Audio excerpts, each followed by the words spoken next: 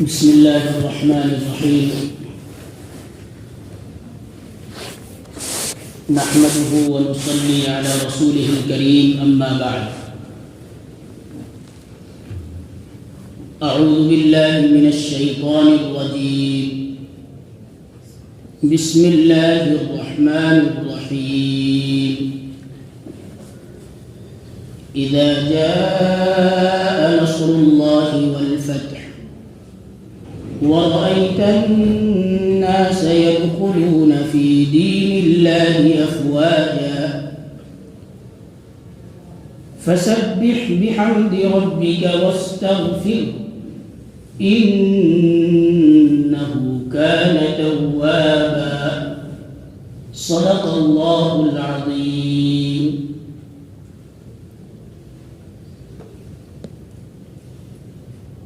میرے محترم بزرگوں اور دوستوں، یہ سورت جو آپ کے سامنے تلاوت کی گئی ہے، اس کا نام سورہ نصر ہے۔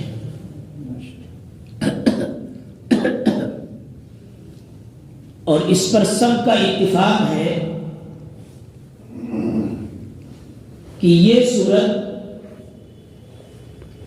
نبی کریم علیہ السلام کی مدنی زندگی میں نازل ہوئی۔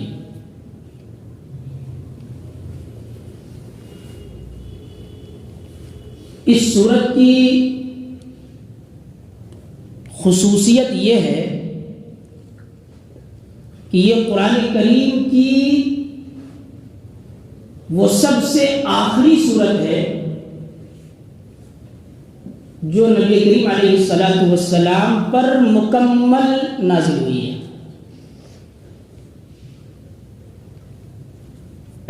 اس سورت کے نازل ہونے کے بعد اگرچہ قرآن کریم کی چند آیات نازل ہوئی ہیں، لیکن کوئی پوری سورت اس سورت کے نازل ہونے کے بعد نازل نہیں ہوئی ہے۔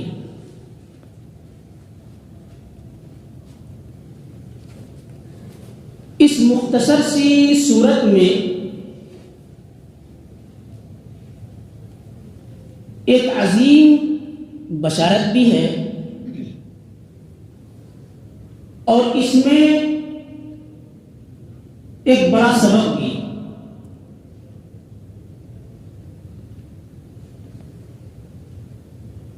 پہلے اس سورت کا ترجمہ کیا جاتا ہے، اب اس ترجمے کو غور سے سنیں اور سمجھیں۔ اللہ رب العزت اپنے نبی حضرت محمد صلی اللہ علیہ وسلم کو خطاب کر کے فرما رہے ہیں، اذا جاء نصر اللہ والفتح، جب اللہ کی مدد آ جائے اور فتح حاصل ہو جائے، وَرَأَيْتَ النَّاسَ يَدْخُلُونَ فِي دِينِ اللَّهِ أَفْوَاجًا، اور آپ دیکھ لیں کہ لوگ جوق در جوق اللہ کے دین میں داخل ہو رہے ہیں۔ فَسَبِّحْ بِحَمْدِ رَبِّكَ وَاسْتَغْفِرْ، تو پھر آپ اپنے پروردگار کی تسبیح و تحمید کیجئے اور اسی سے مغفرت طلب کیجئے۔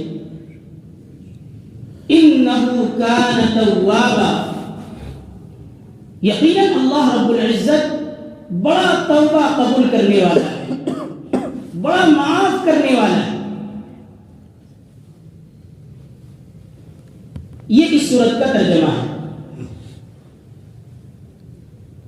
جیسا کہ ابھی آپ کے سامنے عرض کیا گیا کہ یہ قرآن کریم کی سب سے آخری سورت ہے جو نبی کریم علیہ السلام پر مکمل نازل ہوئی ہے۔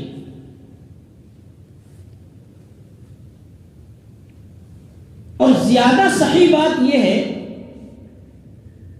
کہ یہ سورت مکہ مکرمہ کے فتح ہونے سے پہلے اور غزوہ خیبر کے بعد نازل ہوئی ہے۔ اس سورت کے نازل ہونے کے بعد 2 سال یا اس سے کچھ زائد نبی کریم علیہ الصلوۃ والسلام اس دنیا میں تشریف فرما رہے۔ اس کے بعد آپ علیہ الصلوۃ والسلام رحلت فرما گئے۔ اس صورت میں اللہ رب العزت کی جانب سے ایک بڑی خوشخبری دی گئی۔ وہ خوشخبری یہ دی گئی کہ اللہ کی مدد آنے والی ہے اور فتح حاصل ہونے والی۔ اللہ کی مدد کا مطلب ہے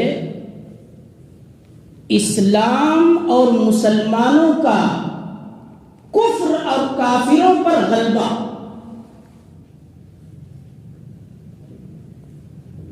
یعنی اسلام کو کفر پر غلبہ ہونے والا ہے، مسلمان کافروں پر غالب آنے والے ہیں۔ یہ ہے اللہ کی مدد کا مطلب۔ اور فتح کا مطلب کیا ہے؟ جمہور مفسرین لکھتے ہیں کہ فتح سے یہاں فتح مکہ کی طرف اشارہ ہے۔ دیکھیے یہ وہی مکہ ہے جہاں اللہ رب العزت نے آپ علیہ الصلوۃ والسلام کو ساری دنیا کی اصلاح کے لیے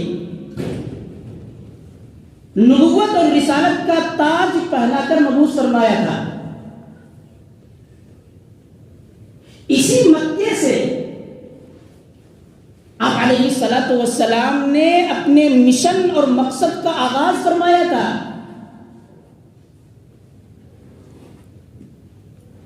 جب آپ علیہ الصلوۃ والسلام نے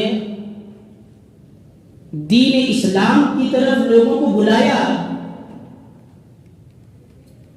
کفر و شرک اور بت پرستی کو چھوڑ کر ایک اللہ پر ایمان لانے کا مشورہ دیا،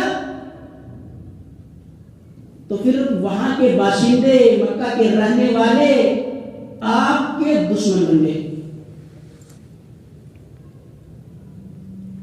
آپ کو اور آپ کی اس تحریک کو مٹانے کے لیے دن رات کوششیں کرنے لگے۔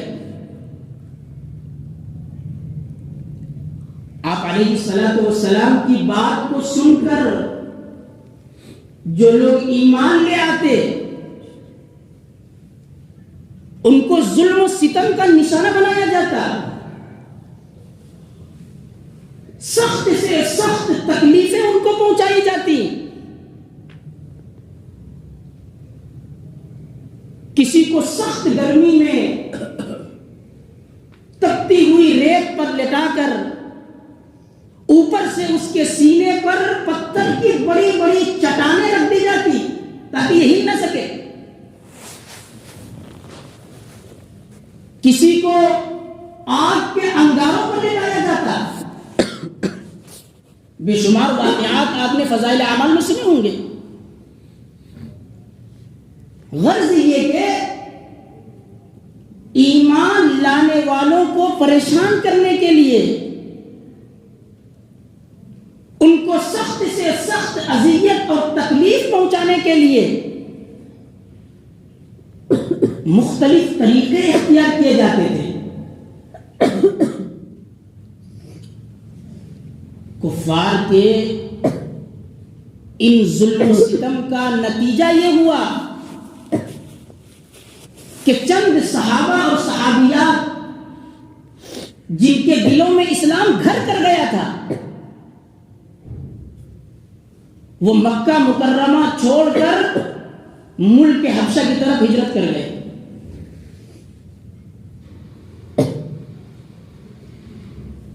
عرصے کے بعد نبی کریم علیہ الصلوۃ والسلام بھی اللہ کے حکم سے مکہ چھوڑ کر مدینہ منورہ ہجرت فرما گئے. جب آپ مدینہ منورہ پہنچے تو مدینے والوں نے آپ کو ہاتھوں ہاتھ لیا اور پھر اسلام کی روشنی ہر طرف پھیلنا شروع ہو گئی. پھر وہ لوگ جو مکہ چھوڑ کر کے ملک حبشہ کی طرف گئے تھے، کچھ عرصے کے بعد وہ لوگ بھی مدینہ واپس آ گئے. لیکن مکے کے لوگ اب بھی اسلام کی راہ میں رکاوٹ ڈالنے میں مشغول تھے. وہ کسی بھی طرح اسلام کی قوت اور طاقت کو توڑنا چاہتے تھے. ایسے حالات میں بظاہر اس کی کوئی امید ہی نہیں تھی کہ مکہ فتح ہوگا، مکے پر مسلمانوں کا غلبہ اور قبضہ ہوگا، عرب اور مکے کے لوگ اسلام میں داخل ہو جائیں گے. بظاہر اس کی کوئی امید نہیں.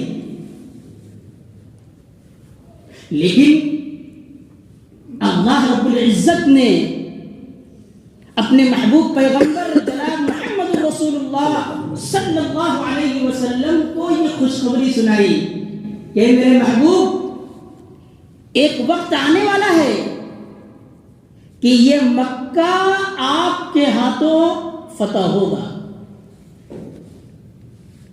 یہ مکہ آپ کے ہاتھوں فتح ہوگا،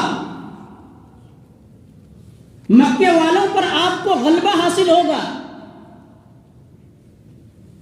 اور اس وقت بڑی تعداد میں لوگ گروہ کے گروہ بنا کر کے، جماعتیں بنا کر آپ کے پاس آئیں گے اور اسلام قبول کریں گے. یہ خوشخبری سنائی. چنانچہ ایسا ہی ہوا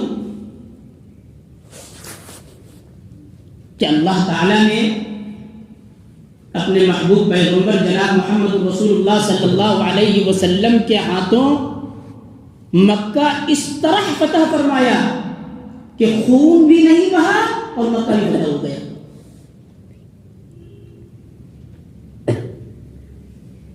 جب مکہ فتح ہو گیا، آپ علیہ الصلوۃ والسلام اپنے صحابہ کے ساتھ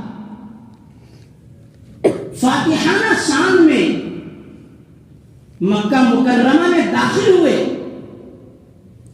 تو اس وقت کا منظر تو بڑا عجیب و غریب تھا.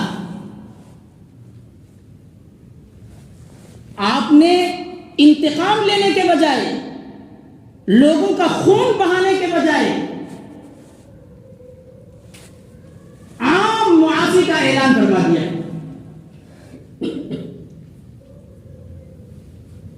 کہ جو شخص مسجد حرام میں داخل ہو جائے اسے امن ہے،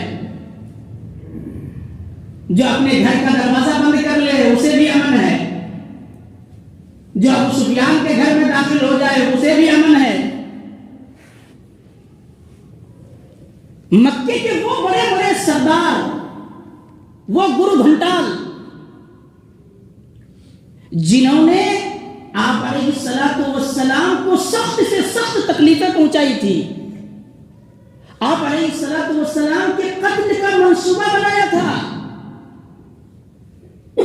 جنہوں نے مکے میں مسلمانوں کا رہنا اور جینا دشوار کر دیا تھا، مکے کی زمین مسلمانوں کے لیے تنگ کر دی تھی، آج سب کے سب آپ علیہ الصلوۃ والسلام کے سامنے موجود تھے. اب تصور کیجئے، لیکن آپ علیہ الصلوۃ والسلام نے چند بڑے مجرمین کے علاوہ سب کے لیے یہ اعلان فرما دیا، لا تثریب علیکم اليوم اذهبوا فانتم الطلقاء. کہ جاؤ آج تمہاری کوئی پکڑ نہیں ہوگی، آج تم سے کوئی مواخذہ نہیں کیا جائے گا،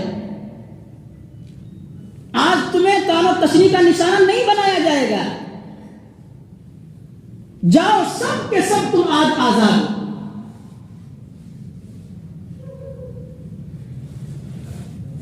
بھائی کسی ماں کے لال کا اتنا واضح یہ ظرف تھا نبی کریم علیہ السلام کا، یہ شفقت اور رحمت تھی نبی کریم علیہ السلام کی، یہ تھے آپ علیہ السلام کے اخلاق و کردار کہ جنہوں نے 13 سال تک مسلسل مسلمانوں کو ظلم کی چکی میں پیسا ہو، جب ان پر غلبہ اور اقتدار حاصل ہوا تو بڑے ہی فراخ دلی کے ساتھ ان کے لیے معافی کا اعلان کر دیا گیا۔ کوئی اور ہوتا نا تو اس موقع پر خون کی ندیاں بہہ جاتی،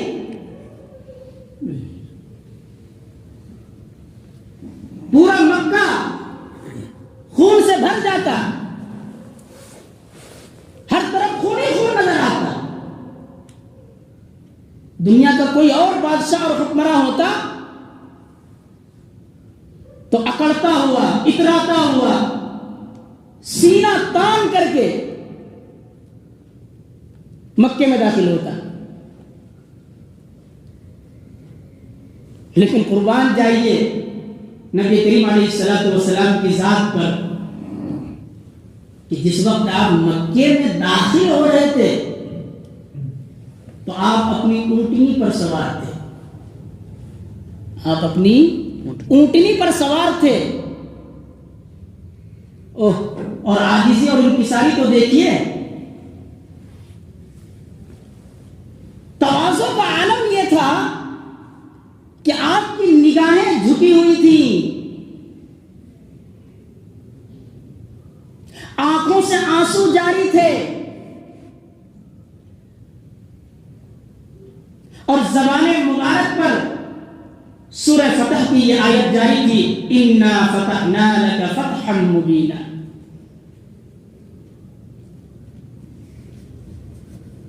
آپ علیہ السلام یہ آیت تلاوت فرماتے رہے اور سب کو امن دیتے جا رہے تھے، کسی سے کوئی انتقام نہیں لیا۔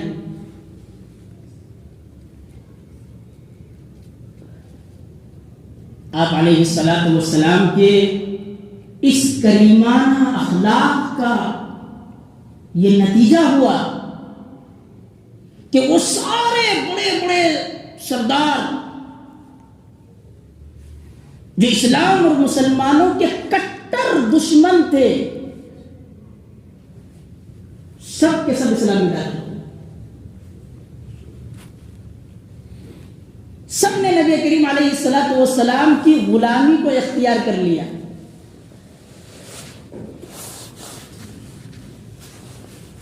اب جب مکہ فتح ہوا،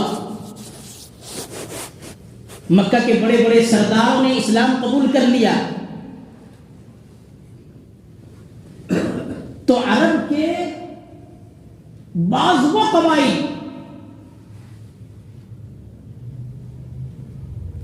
جن کے سامنے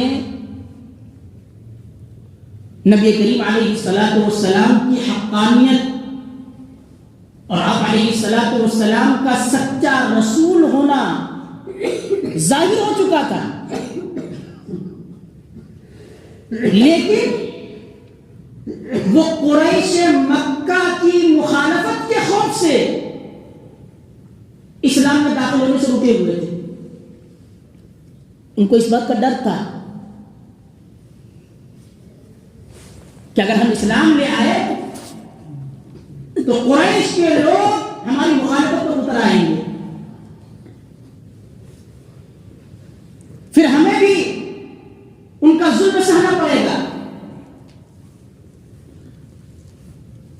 تو اگرچہ ان کے سامنے نبی کریم علیہ السلام کا سچا رسول ہونا ظاہر ہو چکا تھا، وہ سمجھتے تھے کہ دین اسلام ایک سچا مذہب ہے، لیکن پھر بھی قریش کی مخالفت کے ڈر سے ایمان نہیں لائے تھے، اور کچھ لوگ وہ بھی تھے جو اسلام کے بارے میں تردد اور تذبذب کا شکار تھے. وہ لوگ اس انتظار میں بیٹھے ہوئے تھے کہ اگر محمد رسول اللہ صلی اللہ علیہ وسلم کو اپنی قوم پر غلبہ حاصل ہو گیا، یعنی مکے والوں پر، تو اس کا مطلب یہ ہے کہ یہ دین، یہ مذہب سچا مذہب ہے، لہذا ہم اس وقت ایمان لے آئیں گے. اس انتظار میں بیٹھے ہوئے. اس لیے جب مکہ فتح ہو گیا تو اب ساری رکاوٹیں دور ہو گئی، قریش کی مخالفت کا اندیشہ بھی ختم ہو گیا. جن لوگوں پر ایمان کے، اسلام کے بارے میں تردد تھا، جو تذبذب کا شکار تھے، وہ تذبذب ختم ہو گیا. اس لیے لوگ دھڑ دھڑ دھڑ دھڑ مسلمان ہو گئے. اور پھر اسلام اس قدر تیزی سے پھیلنے لگا کہ آپ اس کا اندازہ یہ اس طرح لگائیے کہ فتح مکہ کے موقع پر نبی کریم علیہ الصلوۃ والسلام کے ساتھ جو صحابہ کرام تھے ان کی تعداد تقریباً 10,000 تھی. کتنی تھی؟ 10,000. لیکن ابھی 2 سال سے بھی کم عرصہ گزرا تھا کہ حجۃ الوداع کے موقع پر آپ علیہ الصلوۃ والسلام کے رفقا اور صحابہ کی تعداد 1,00,000 سے زائد ہو.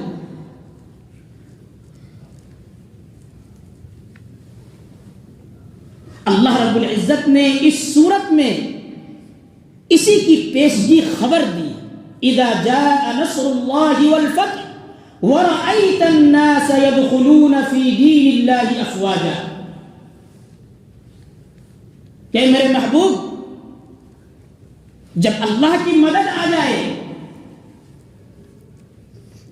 اور مکہ فتح ہو جائے تو پھر آپ دیکھیں گے کہ لوگ گروہ کے گروہ، فوج در فوج، جماعتیں بنا کر اسلام میں داخل. یہ قرآن کریم کی پیشین گوئی تھی، ہماری اور آپ کی بات نہیں تھی. یہ قرآن کریم کی پیشین گوئی تھی، یہ اللہ کی خبر تھی جو حرف بحرف پوری ہوئی کہ فتح مکہ کے بعد پورا جزیرۃ العرب مسلمان ہو گیا اور اسلام کا کلمہ پڑھ رہے ہیں. سورت کے بقیہ حصے کی تشریح انشاءاللہ آئندہ ہفتے کی جائے گی. اللہ رب العزت ہمیں اور آپ کو مرتے دب تک ایمان پر قائم رہنے کی توفیق عطا فرمائے. وآخر دعوانا الحمدللہ رب العالمین. دعا فرمائے.